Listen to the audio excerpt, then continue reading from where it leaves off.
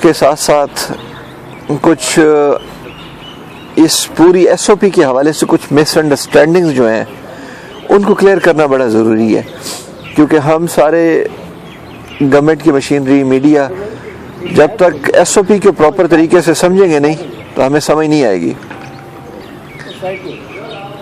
इस साइड पे आ जाए ना आप लोग, ताकि आप कम से कम पिछलों को तो बात समझ आए।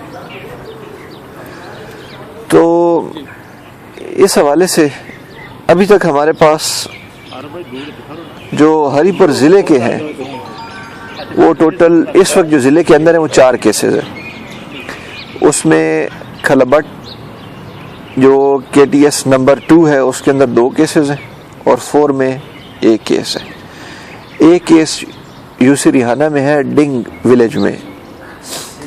ये जितने भी केसेस हैं इनमें से कोई भी लोकल ट्रांसमिशन नहीं है, ये सारे बाहर से आए हैं और इन्होंने बैरून